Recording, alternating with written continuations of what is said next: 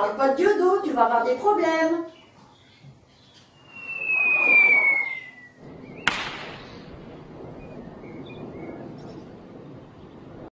Vos hommes se sont fait photographier devant une synagogue à Paris en train de faire un geste qui est réputé antisémite. Cette photo, aujourd'hui, qu'est-ce que vous en savez?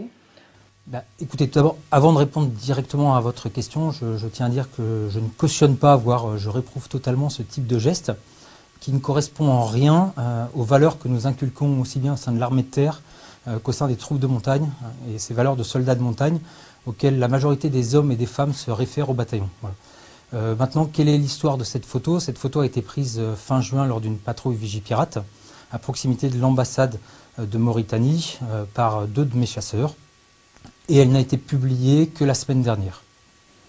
Donc ils font ce qu'on appelle, ce que Dieudonné appelle, puisque ça vient de l'humoriste, c'est un geste qu'il a popularisé, ce qu'il appelle une quenelle, qui est quand même un geste qui a une connotation assez forte, notamment que dans le meilleur des cas, on l'interprétera comme un bras d'honneur, que dans le cas le plus musclé, on l'interprétera comme un geste antisémite. Vous avez rencontré, vous avez entendu ces 2 soldats. Comment explique-t-il ce geste? Alors tout d'abord, je pense qu'on est beaucoup à découvrir ce terme de quenelle que moi-même je ne connaissais pas et qu'une grande partie des gens du bataillon ne connaissent pas. La preuve en est que ça reste assez restreint. Ceci dit, on s'aperçoit aussi que c'est diffusé, que certains sportifs comme Tony Parker, que certains journalistes, voire que certains lycéens le font. Donc c'est une espèce de phénomène de mode. Voilà. Moi j'ai bien reçu mes 2 militaires du rang en début de semaine, qui eux d'abord sont un peu dépassés par les événements, parce qu'ils s'inscrivent plutôt dans ce phénomène de mode qui est cette quenelle.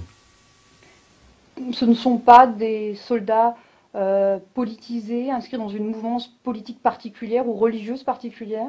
Alors non, aucunement. Après les avoir bien interrogés, il s'avère que ni l'un ni l'autre ne font partie d'une mouvance ultra-droite ou extrême-droite ou d'autres mouvances politiques. Et aucun d'entre eux ne confesse une religion quelconque. Je vais revenir un petit peu sur ce que vous disiez en préambule.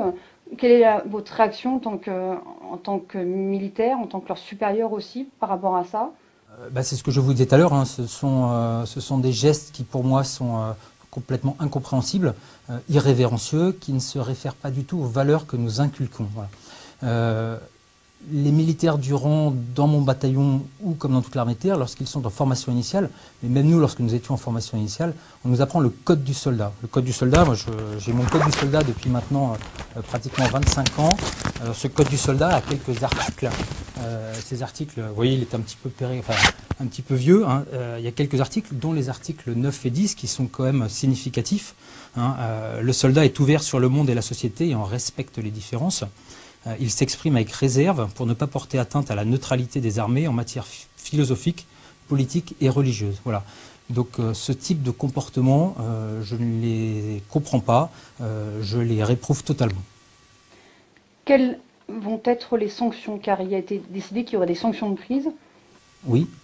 Alors, j'ai vu, moi, les 2 chasseurs en début de semaine. Il y a ensuite tout un processus administratif courant dans nos armées lorsqu'il y a des sanctions, donc qui aboutiront à des sanctions disciplinaires, voire statutaires, voire à des poursuites judiciaires. Mais pour l'instant, c'est en cours, donc nous n'avons pas de réponse à ce niveau-là. Ça peut aller jusqu'où?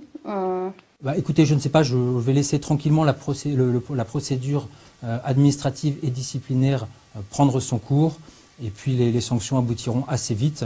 Le général chef d'état-major de l'armée de terre a demandé des sanctions exemplaires, et il y aura donc des sanctions exemplaires.